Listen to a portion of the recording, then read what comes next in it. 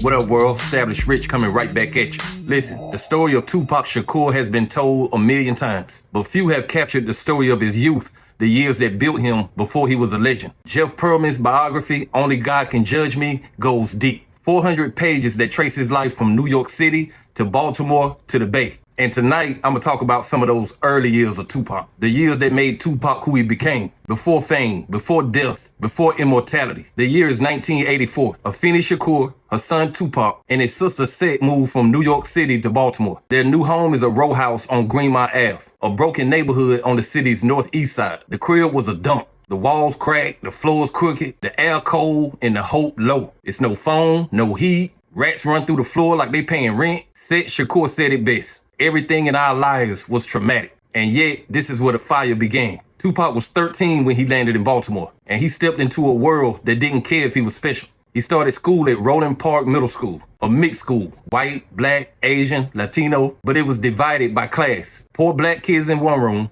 wealthy white kids in another. Tupac stood out, and not the way he wanted to. He was small, he walked funny, his clothes and his shoes were old. He was the kid nobody wanted to sit next to. The kid girls laughed at, the kid that smelled the struggle. But inside that struggle, there was a genius brewing. Always writing, always thinking, always being creative. He carried a notebook everywhere, jotting lines, words, notes like seeds waiting to grow. He was studying, but not school. He was studying life, pain, and how to turn it into poetry. One day in math class, everything changed. A classmate, Octavius Johnson, started calling a girl out of her name. And Tupac, the quiet poor kid nobody respected, stood up and said, "Don't talk to her like that." Johnson laughed and asked him, "What you gonna do about it?" And Tupac responded with, "How about I F you up?" Then he swung, one clean left hand. Down went Johnson. In that moment, the whole classroom changed how they looked at Pac. He was still poor, still awkward, but he had heart. He stood up for something. And that character trait would define him forever. Around that same time, something else happened. His English teacher assigned him to do a poem. The students were nervous, scared to read it out loud. But when Tupac stood up, he didn't read, he rapped. His poem was about summer, joy, energy, freedom. But his delivery, pure hip hop. Classmates were stunned. The smelly kid with the bad teeth had just owned the room. That was the first time he revealed his gift to the world.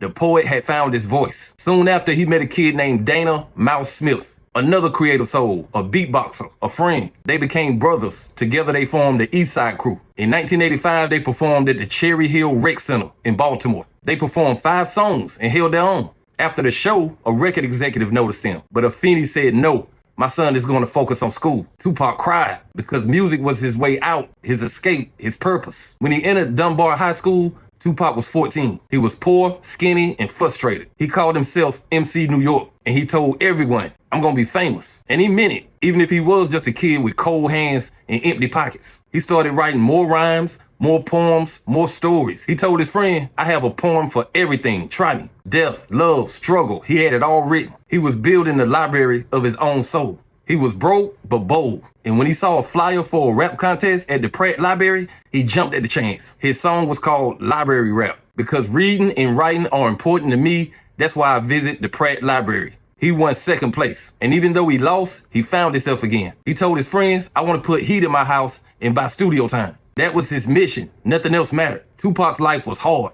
There was no food, no heat, no comfort. His mother was trying to get clean. Sometimes she did, sometimes she didn't. He sold weed for a short time, made almost nothing. He wasn't built to hurt people. He was built to heal them. And even through all of that, he kept writing. Every day, every night, poems, dreams, raps. In his notebook, he was free. Writing his words, he felt alive. In school, he met friends who noticed his talent. James Chico Moore, LeRae Rose, and others. They made music together. They entered the Dunbar Talent Show and they won first place. No money, no fame, just respect. But that moment confirmed his destiny. He was born to be on stage. He was born to speak, to perform, to be heard. One day he sat on a porch with a friend named Timothy Simon. They were just smoking and talking about life. And Tupac told him, "I had a dream last night. I was performing in front of 50,000 people." He took a drag from his blunt and he asked his homeboy, "You think that can happen?" And Simon told him, "Bro, if anybody can do it, it's you." And that right there was prophecy, because Tupac Shakur will one day perform for the world. Tupac's years in Baltimore were not easy, but they were essential. The rats, the cold, the bullying, the poverty, all of it shaped his soul. Because you can't write about pain unless you lived it. And he lived it every day. He had nothing, but he spoke like he owned everything. And in his words, he did. Only God can judge him. And the world is still trying to understand it. But hey, That's just my opinion. What's yours? Like, comment, subscribe. Establish Rich. I'll be back with another one. Peace.